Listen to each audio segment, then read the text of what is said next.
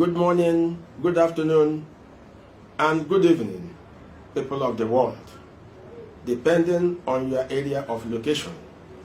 I am Ohaeto Uwazie. I am a legal practitioner in Biafra land. I do cases for IPOB, and we are covered by legal immunity because we have case with Nigerian government pending in the courts in Nigeria. And based on that, I granted an interview to a Lagos-based national newspaper called The Wheel. In the interview, I exposed a lot of issues. And ever since then, the DSS has not allowed me to rest. They've been calling me to come and denounce the interview, cancel it if possible, renounce it, claiming that it is not mine, so that they can clamp down on the editor and the newspaper that granted the said interview. And I am not ready to do that. He in fact went as one Nuhu Muhammad of the DSS, even went further to tell me that at the end of the exercise they are going to reward me handsomely. I said, I can't do, no, it's not possible. We are Biafrans. I belong to Nnamdi Kanu IPOB. We don't receive bribe. I won't. Then I kept on playing on him, and the deadline he gave me expired yesterday. I said I'm not coming to DSS office because I know very well if I go there, I will not come back alive. They will kill me because they said that I embarrassed the British government, I embarrassed the Nigerian government, I also embarrassed the governor of Imo State because I spoke the truth.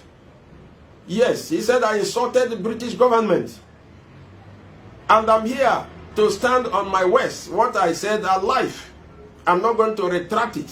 Yes, because I said the British government is one of the most irresponsible and the stupid government I've ever seen in my life. Because when they wanted to pull out of EU, nobody coerced them, nobody fought them, nobody stopped them. They took their decision and wanted to pull out of EU. And the EU conducted a referendum for them, which they won and pulled out peacefully. There was no war. But in our own case, for the past 50 years, the Biafrans have been struggling to pull out of Nigeria. And the Britain insisted we must remain in Nigeria. And even now, and the British High Commissioner, Catherine Liang, after my interview, she has been moving all nooks and crannies of Nigeria. In fact, she relocated, transferred her office to Aso Rock and started running the affairs of Nigerian government.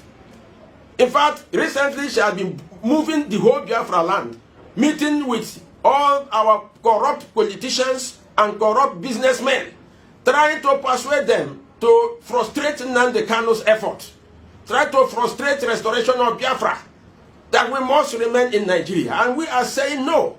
And mind you that Britain caused the First World War. Go back to history. Britain caused the First World War. And this Britain caused the Second World War.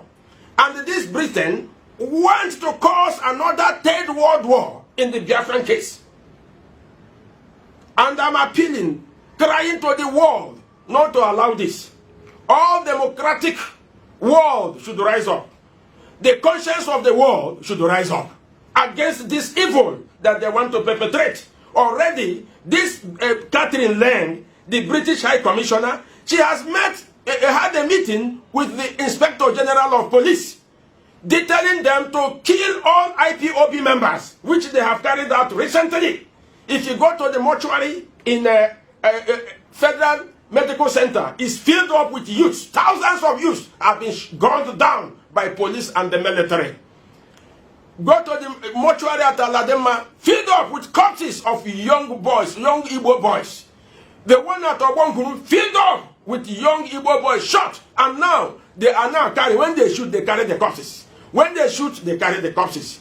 And you talk, they kill you. Nobody wants to say anything. Nobody wants to say anything. And they keep on shooting, killing. Even night, if they meet you in the night, you are gone. They meet you in a lonely place, you are gone. They meet you even in the market where you see them shooting sporadically to intimidate, to cow us down, to drop the Biafran struggle. And we said no. Even as I'm giving this interview, don't be surprised they may get at me. I don't care because already I'm a dead man. I see myself as a dead man. And that is why I'm granting this interview. I am calling on the world. I am calling on the world. I am calling on the American government, led by Joe Biden, to intervene in this case. I am calling on the Canadian government to intervene immediately. I am calling on the state of Israel, led by Netanyahu. I'm a Jew. Come into this matter, intervene. Otherwise, there will be a repeat of a Rwanda case, where a tribe rose up and annihilated another tribe. The Fulanis want to annihilate us. Honestly, I am calling on the world to come in. And not only this, they also accuse me that I insulted the Sultan of the Sokoto Caliphate. I didn't. Sokoto Osman Danfodio was a stranger in Nigeria. He's not a Nigerian ab initio. He came from Mauritania and wandered into Nigeria, you know, with the Islam. Conquered the Sokoto, Castina, and Kano. That's where his empire ended. And now they want to push it further. But the recent government of the cabal, the Sokoto cabal, they now went and they brought in their brothers from Mauritania, from Senegal, from Gambia, from Niger, Chad, Burkina Faso, Central African Republic, to come and invade Nigeria. You have Boko Haram, the same people. You have the bandits, the same people. You have Fulani herdsmen, that's the same people. They have armed all of them with AK-47 to shoot everybody, to kill the indigenous people. You can see what is happening in Benue State.